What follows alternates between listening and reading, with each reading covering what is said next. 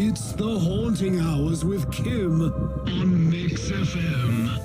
At Hamilton and Alexandra College stands a ginormous clock tower on school grounds, and with it, multiple reports of ghost stories. The ghost reportedly haunting the upstairs area of the clock tower is named Mary Esther.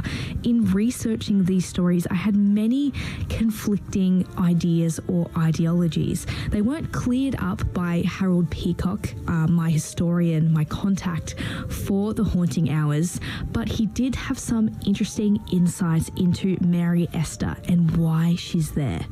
But there's a number of different stories, but I've tried to, when I was looking to it, I tried to see which one came up most often to try and narrow it down to get some sort of consistency. It is around the clock tower, and she, a girl did hang herself. Supposedly it was a teacher there who had an affair with the principal in the early 1900s. She got pregnant, he left, and then she hanged herself from the clock tower, and still haunts her today. So I like to look into these things to see who it was. Now, I could only find 5 deaths ever reported at the school. They were all either the headmaster or the family of the headmaster in the clock tower, right? Because the headmaster, that's where their quarters were, yeah. Correct.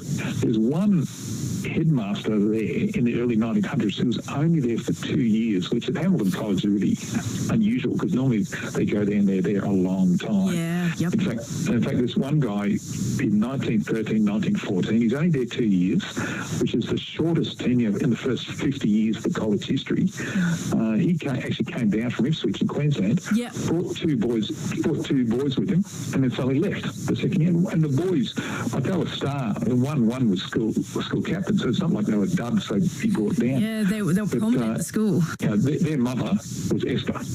Now, just a coincidence, right? There's the connection.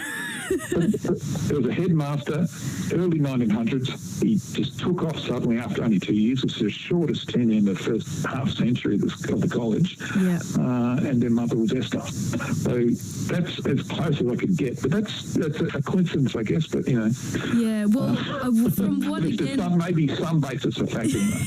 Yeah. Well, it's just interesting to look into, and again, looking at like the community pages, I was talking to some people who'd worked there, some cleaners and things, and like there is a weird feel to the upstairs in the clock tower, but if there is a ghost there, who really knows? It seems to be friendly if it is Mary Esther. Yeah, because when I was looking at it a couple of years ago, I was in at the college and went and checked through the libraries and looked at all the books, and the guy, the historian there, he showed me, here's a book that Mary Esther signed, apparently, and showed me a signature, and he says, but I'm pretty sure that was one of the teachers. It's if, buts and maybes at this point, but it's still interesting to look into. I appreciate you talking to me, Harold. This has been so interesting. Thank you. No worries. It's always happy to share. If anyone wants to get in contact with you, where can they find you?